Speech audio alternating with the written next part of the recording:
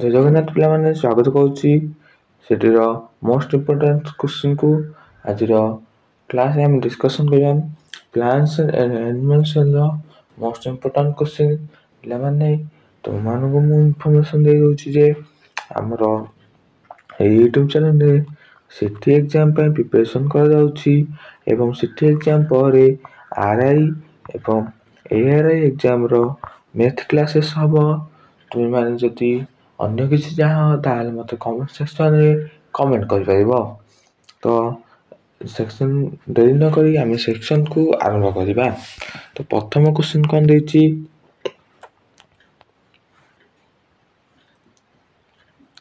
पिलामे देखो प्रथम क्वेश्चन देछि कोष प्रथम करी किया बाहर करथिले। तो ऑप्शन ए देछि रॉबर्ट हुक्स, ऑप्शन ए देछि रॉबर्ट हुक, ऑप्शन बी देछि रॉबर्ट ब्राउन, ऑप्शन सी देछि J E Purkinje, option D देछि न्यूटन। तो यार करेक्ट आंसर है option A Robert Hooke. Robert Hooke है करेक्ट आंसर से कि प्रथम के सेल कोष बाहर करथिले। तो जब नेक्स्ट क्वेश्चन देछि जीव शरीर एकक कौन पिला माने देखो ऑप्शन देछि option A Golgi body, option B mitochondria, option C कोष, ऑप्शन डी न्यूक्लियस। तो करेक्ट आंसर है कोष। आमे जानछथि सेल बा कोष होछि जीव शरीर एकक, सेल होछि जीव शरीर एकक। तो जब नेक्स्ट क्वेश्चन से क्वेश्चन टी कहछि मनुष्य शरीर रे सबरो सान कोष किए ना ऑप्शन ए देछि आरबीसी, ऑप्शन बी देछि डब्ल्यूबीसी, ऑप्शन सी देछि नर्व सेल, ऑप्शन डी देछि किडनी। तो करेक्ट आंसर है ऑप्शन ए आरबीसी। सबरो सान कोष बा स्मॉल साइज कोष होछि आरबीसी एवं लार्ज साइज कोष होछि नर्व सेल होछि सबरो लार्ज साइज कोष। तो जब नेक्स्ट क्वेश्चन देछि कोष केते प्रकार पिलाने गोसी देछि ऑप्शन गोटे प्रकार, दुई प्रकार, तीन प्रकार, चार प्रकार। तो यार करेक्ट आंसर है दुई प्रकार। कौन कौन ना गोटी होछि प्रोकार्योटिक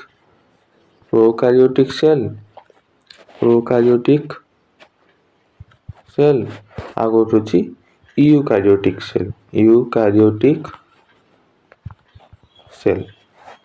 तो जब नेक्स्ट क्वेश्चन से कहछि डब्ल्यूबीसी कोषर अन्य नाम कौन ना से कहछि आरबीसी ना ल्यूकोसाइट ना नर्व सेल ना किडनी। तो करेक्ट आंसर है ल्यूकोसाइट होछि डब्ल्यूबीसी कोषर अन्य नाम। तो पिला माने तुम जानछो डब्ल्यूबीसी हमर कौन फॉरेन प्रैक्टिकल को माने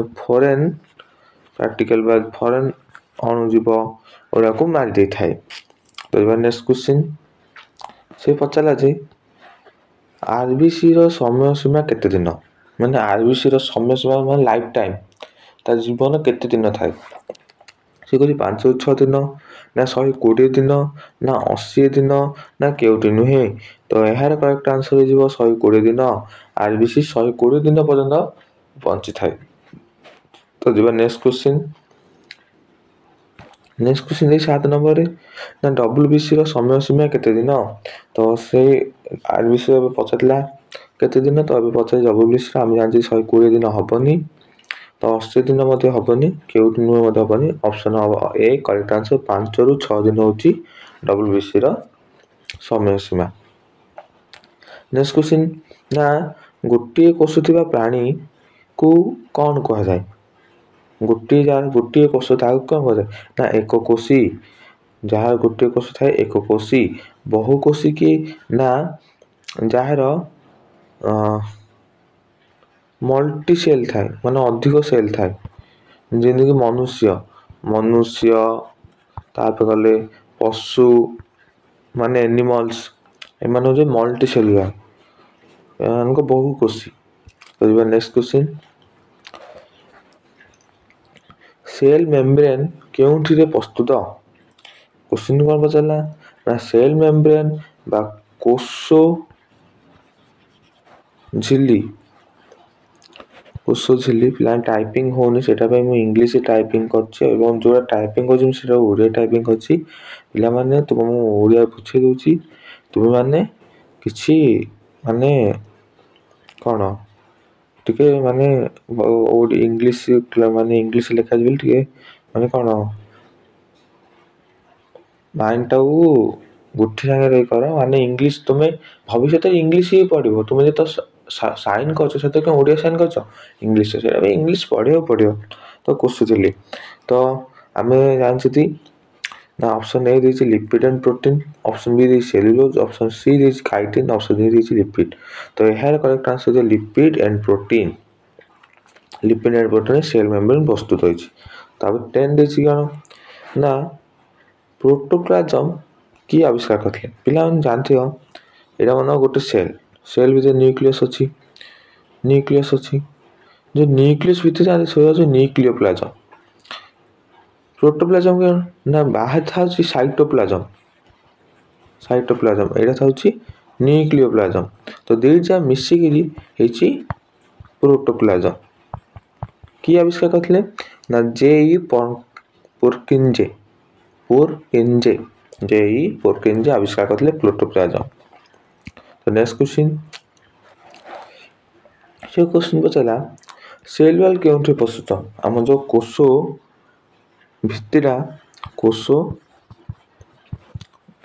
ଭିତ୍ତିଟା କେଉଁଥିରେ ପ୍ରସ୍ତୁତ?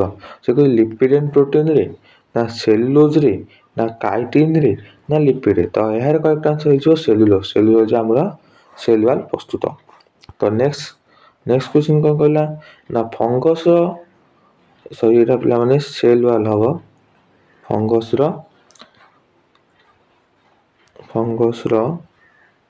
ସେଲ୍ ୱାଲ୍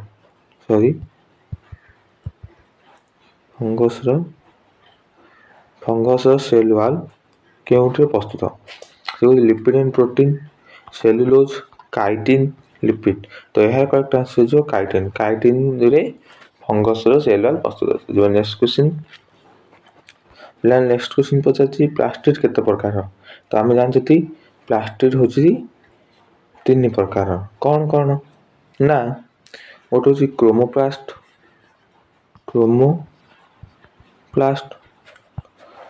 ଆଉ ଗୋଟେ ହେଉଛି କ୍ଲୋରୋପ୍ଲାଷ୍ଟ, ଆଉ ଗୋଟେ ପିଲାମାନେ ତୁମେମାନେ ମୋତେ କମେଣ୍ଟ ସେକ୍ସନରେ କୁହ। ଏଇ ରହିଲେ ତୁମ ପାଇଁ ହୋମୱାର୍କ। ତ ଆଉ ଗୋଟେ ତୁମେମାନେ ମୋତେ କମେଣ୍ଟ ସେକ୍ସନରେ କୁହ। ତ ଯିବା ନେକ୍ସଟ କ୍ୱେଶ୍ଚିନ୍। ତ ନେକ୍ସଟ କ୍ୱେଶ୍ଚିନ୍ କ'ଣ ନା କ୍ଲୋରୋପ୍ଲାଷ୍ଟରେ କ'ଣ ରହିଛି? ଅପସନ୍ ଏ ଦିଆ କ୍ଲୋରୋଫିଲ୍, ଅପସନ୍ ବି ଦେଇଛି ଭେକ୍ୟୁଲ୍, ଅପସନ୍ ସି ଦେଇଛି ଗଲ୍ଗି ବଡି, ଅପସନ୍ ଡି ଦେଇଛି କେଉଁଠି ନୁହେଁ। ତ ଏହାର କରେକ୍ଟ ଆନ୍ସର ହେଇଯିବ କ୍ଲୋରୋପ୍ଲାଷ୍ଟ କ୍ଲୋରୋଫିଲ୍ ରହିଛି। ଏହାକୁ ଆମେ ଉଦ୍ଭିଦର କିଚେନ୍ ବୋଲି କହିଥାଉ କାରଣ ଇଏ ଫଟୋସିନ୍ଥେସିସ୍ କରିଥାଏ।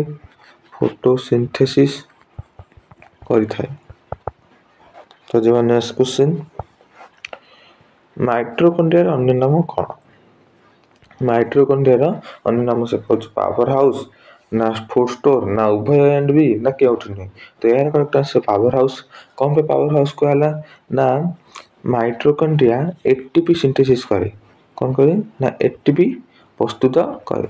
ATP କର।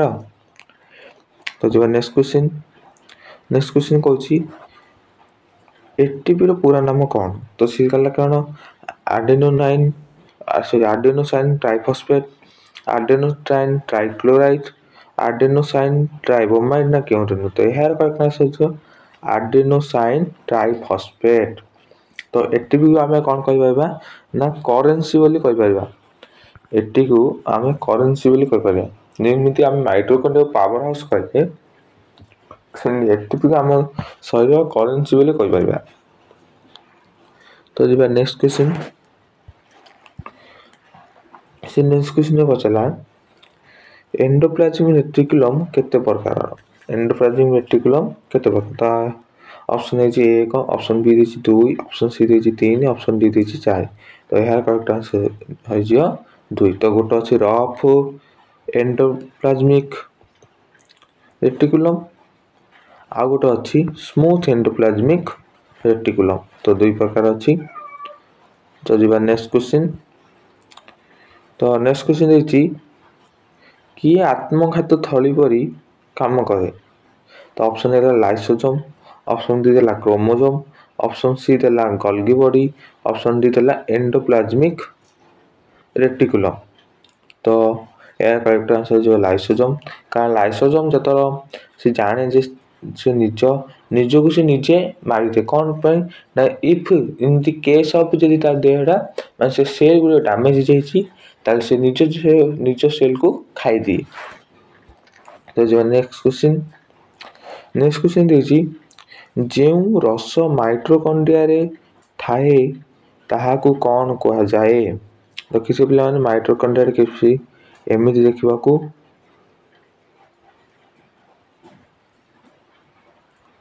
एस्ते रस रही थाए ए ताकू आमे कौन कहते। तो option A protoplasm, option A देखिए प्रोटोप्लाज्म, ऑप्शन बी देखिए मैट्रिक्स, ऑप्शन सी देखिए न्यूक्लियोप्लाज्म, ऑप्शन डी देखिए क्यों नहीं। तो यह करेक्ट आंसर जो मैट्रिक्स से रस रही कौन मैट्रिक्स। कोष को आम क्यों देखिपार अणुवीक्षा जंत्र रे ना खाली आखिरे ना चषमा ना उपरोक्त समस्त। तो यार करेक्ट आंसर हो अणुवीक्षा जंत्र। तो पिला माने यही क्वेश्चन थी आम शेष क्वेश्चन। तो सेक्शन 3 शेष करने आगु तुम मान पुणी थे कहना चाहे आमर यही प्लाटफर्म रे स्टडी टू मी क्लासेस रे आम कौन कौन डिस्कशन करूँ ना सीटी एग्जाम सॉरी कौन कौन डिस्कशन करूँ ना सीटी एग्जाम क्लासेस हो जाए एंड इनफॉरमेशन मान जो एग्जाम रो हबो से एग्जाम रो प्रिपरेशन हेले से एग्जाम रो इनफॉरमेशन अपलोड हबो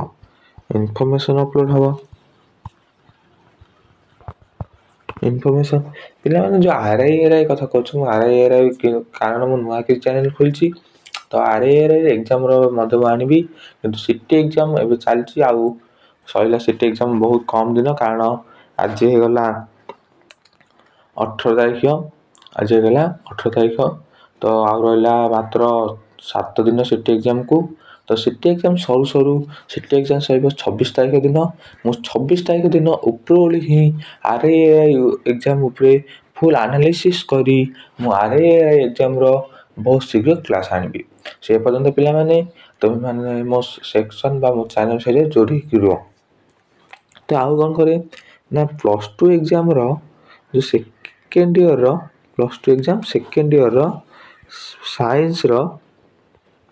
साइंस रो मु मैथ एंड इंग्लिश क्लासेस ने सॉरी इंग्लिश नुह मैथ एंड साइंस क्लासेस ने भी एवं नोट्स देवी जहाँकि टिके नोट्स से मानको पिला मानो पेमेंट करबा पड़े माने टिके पेड करबा पड़े पैसा किछि पैसा पेमेंट करबा पड़े। आउ कोन ना जो सेकेंड ईयर रो साइंस प्लान आगे जो फिजिक्स पर रहला कोन मैथ फिजिक्स पर बायोलॉजी। तो फिजिक्स एवं बायोलॉजी मोस्ट इंपोर्टेंट क्वेश्चन देबी। तो पिला माने आउ कोन ना अभी तो सीटी एग्जाम सजो सीटी एग्जाम प्लस +2 साइंस प्लस पढ़ी जदि से भी तुम माने पाखरे यदि आउ किछि एग्जाम तुम चाह मु पढ़ाए ताले मते कमेंट सेक्शन में कमेंट करिवो मु से कमेंट को देखिबी एवं मो जदि मो द्वारा से कोर्स संभव ताहमा से जो एग्जाम पे संभव होता है ताहले मु से एग्जाम को तुम मान पे नहीं आसबी बहुत मजेदार एवं इंपोर्टेंट क्वेश्चन सहित। तो रहिली सेक्शन टी शेष पर्यंत देखिदेबारु को सेक्शन टी शेष पर्यंत देखिदेबारु तुम मान मो तरफरु धन्यवाद। एति कही रहिली पिला माने समस्ते भिडियोटी जदि शेष पर्यंत देखिछ ताहले गोटे थर जय ଜୟ ଜଗନ୍ନାଥ ଲେଖିଦେଇ ଯାଅ। ରହିଲି, ଜୟ ଜଗନ୍ନାଥ।